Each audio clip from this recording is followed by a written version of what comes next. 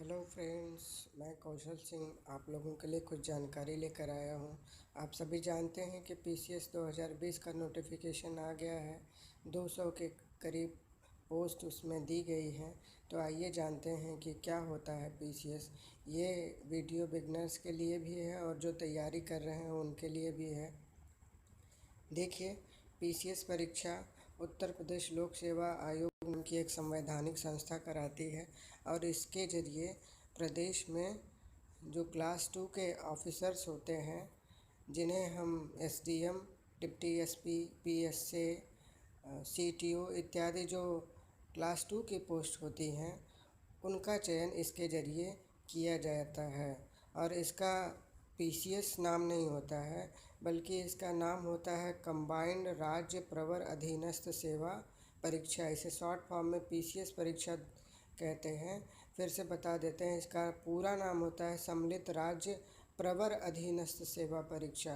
पहले अधीनस्थ सेवा परीक्षा होती थी, परंतु अब यह अधीनस्थ सेवा चयन आयोग को दे दी गई। उत्तर प्रदेश लोक सेवा आयोग लोअर पीसीएस अब नहीं कराती है, अब ये पीसीएस परीक्षा कराती है। एक जानकारी और दोस्तों, कि इसी के साथ साथ अब इसमें एसीएफ और क्षेत्रीय वन अधिकारी परीक्षा, जो कि वन विभाग की जॉब होती है, अच्छी जॉब होती है, इसको भी इसी में ऐड कर दिया गया है। प्री की परीक्षा दोनों की साथ साथ होती है। इसकी आवेदन प्रारंभ होने की तिथि 21 अप्रैल से है और लास्ट तिथि है 18 मई को, माफ़ करिएगा 18 मई को। अब जान लेते हैं कि इस परीक्षा में सिलेक्शन कैसे होता है। यह परीक्षा 3 स्तरों पर कराई जाती है। यह परीक्षा 3 स्तरों पर कराई जाती है और इसमें 3 परीक्षाएं होती हैं। सबसे पहले पदों के बारे में जान लेते हैं। देखिए, ऊपर दिया गया है पदों के बारे में और फीस के बारे में भी बताया गया है। तो इसमें राइट साइड में देखिए, सहायक वन संरक्षक और क्षेत्रीय वन अधिकारी का भी दिया गया है। इसके लिए कुछ विषय विशेष की अनिवार्यता होती है। सामान्य ग्रेजुएट इसे नहीं भर पाते, जनरली साइंस सब्जेक्ट वाले ही इसे भर पाते हैं। इसके लिए शैक्षिक अर्हता होती है ग्रेजुएशन करने के बाद आप पीसीएस का फॉर्म अप्लाई कर सकते हो। देखिए, कुछ विशेष पद दिए गए हैं, उनके लिए विशेष पदों के लिए विशेष योग्यता मांगी जाती है। जैसे जिला बेसिक शिक्षा अधिकारी है तो उसके लिए पीजी मांगा जाता है, स्नातकोत्तर मांगा जाता है। और जिला लेखा परीक्षा अधिकारी है, उसके लिए वाणिज्य कॉमर्स स्नातक मांगा जाता है। इसी प्रकार सहायक श्रमायुक्त के लिए यहाँ पर दिया हुआ है, देखिए सहायक श्रमायुक्त के लिए, और बाल विकास अधिकारी के लिए, खाद्य सुरक्षा अधिकारी के लिए, ऐसे करके यहाँ पे दिया हुआ है।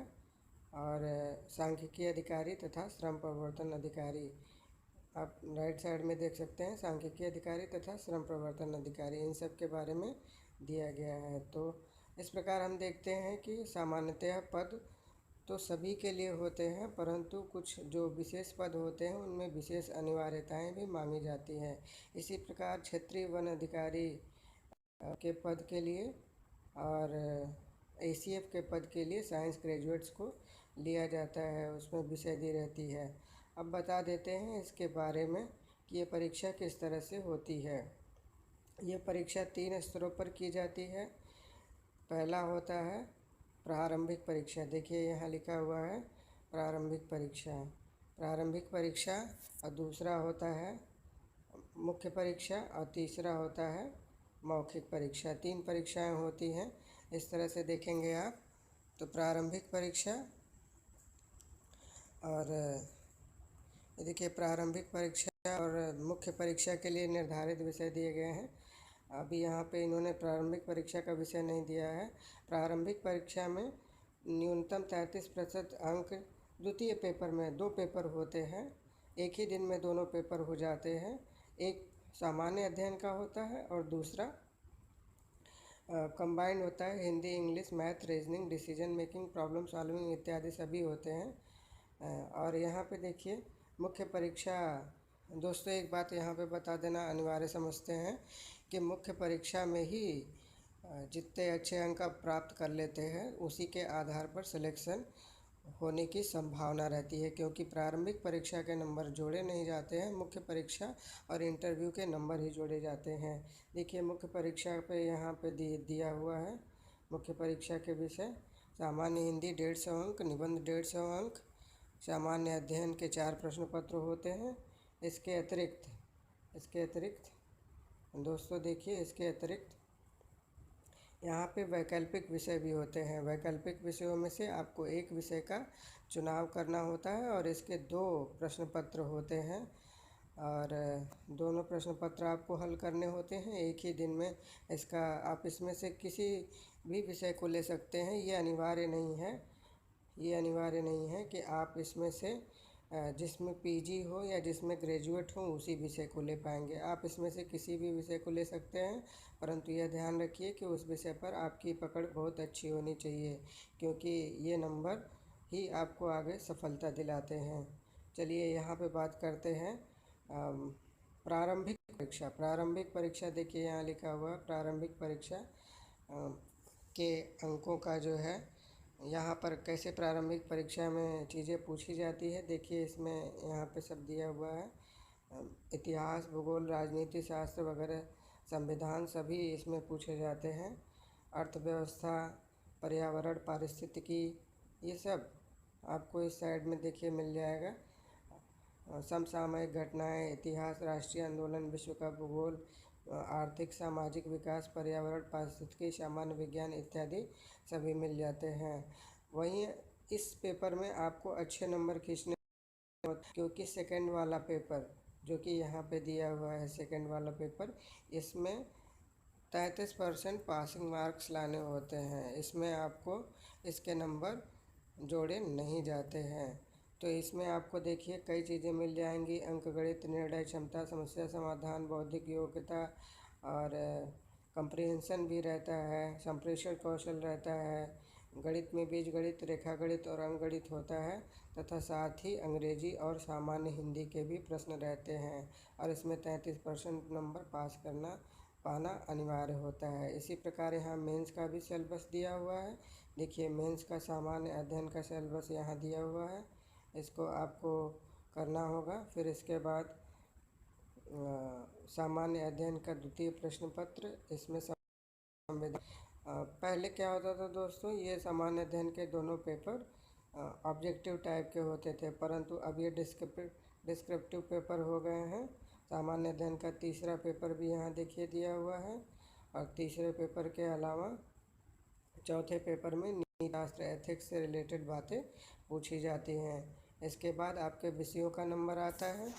जैसा कि हम पहले बता चुके हैं कि सामान्य हिंदी और निबंध का 150 नंबर के 2 पेपर होते हैं, एक ही दिन में हो जाते हैं। तो यहाँ पर विषयों का सिलेबस भी बारी बारी दिया हुआ है, इनको आप देख सकते हैं, नोटिफिकेशन डाउनलोड कर सकते हैं। एक विषय जिस पे आपकी अच्छी होती है, 200 नंबर के प्रश्न पत्र 2 होते हैं, इनमें आपको अच्छा लिखना होता है दोस्तों। यहीं से आपका सिलेक्शन होने की संभावना बढ़ जाती है। हिंदी में भी आपको सामान्य हिंदी में आपको यहाँ पे मिल जाएगा, और हिंदी निबंध का सिलेबस आपको यहाँ मिल जाएगा। तो इन दोनों चीज़ों को आपको देख सकते हैं यहाँ पर। इसमें पत्र लेखन वगैरह आता है, और अनेकार्थी शब्द, विलोम शब्द इत्यादि भी होते हैं। और हिंदी निबंध में 3 निबंध आपको लिखने होते हैं। 100 अंकों का है, यहाँ पे निर्धारण कर दिया गया है। पहले ये 150 अंकों के होते थे, और तीनों का एरिया यहाँ पे बता दिया गया है। तीनों में 3 निबंध होते हैं, एरिया यहाँ पे बता दिया गया है। आपको निबंध भी पहले से तैयार करते रहने चाहिए। न्यूज़पेपर के संपादकीय वगैरह को आपको पढ़ते रहना चाहिए, और अपने मौलिक क्षमता का प्रदर्शन करते हुए आपको निबंध लिखना चाहिए। अब बात करते हैं, अगर आपने पहले तो पदों की संख्या के आधार पर 12 गुना लोग, पहले दोस्तों 18 गुना लोग बुलाए जाते थे, परंतु अब 12 गुना लोग, मान लीजिए 200 पद हैं तो 12 दूना 2400 लोग मेंस के लिए बुलाए जाते हैं। तो इस प्रकार हम देखेंगे पदों की संख्या बढ़ती रहती है। 200 सोच के आप निराश मत होइएगा। पदों की संख्या बढ़ती रहती है। जब तक कि मेंस के एग्ज़ाम नहीं होने लगते तब तक पदों का अध्याचन मिलते रहता है और पदों की संख्या बढ़ते रहती है। और इंटरव्यू के लिए 2 या 3 कैंडिडेट्स एक पोस्ट के लिए बुलाए जाते हैं। तो अपना दारोमदार सिर्फ एक चीज़ पे आपको फोकस करना है कि प्री में सिलेक्शन कर लेना है। जनरली 60% के ऊपर ही 60% के ऊपर ही आपको करना होता है। 60 to 70% में मेरिट बनती है। चूँकि 1/3 निगेटिव मार्किंग भी है तो आपको गलत उत्तर कई जिन पे आपको शक हो उनको क्वेश्चंस को नहीं करना चाहिए। और जैसे ही आपको लगे कि 60 to 70% हो, आप मेंस की तैयारी शुरू कर दो, बल्कि पहले से ही करते रहो। और मेंस में अगर आपने 60 to 70% में अगर अपना इवैल्यूएशन कर लिया है, कोशिश करो कि मेंस में ज़्यादा से ज़्यादा नंबर खींचो, ताकि आपको इंटरव्यू में कम नंबर भी मिले तो भी कोई बात ना हो। और इंटरव्यू के लिए मॉक इंटरव्यू की तैयारी आपको करनी चाहिए, मॉक इंटरव्यू देना चाहिए, प्रैक्टिस करनी चाहिए। मुझे लगता है आपको ये वीडियो पसंद आई होगी। और भी कोई जानकारी चाहिए होगी तो आप कमेंट में छोड़िएगा। धन्यवाद।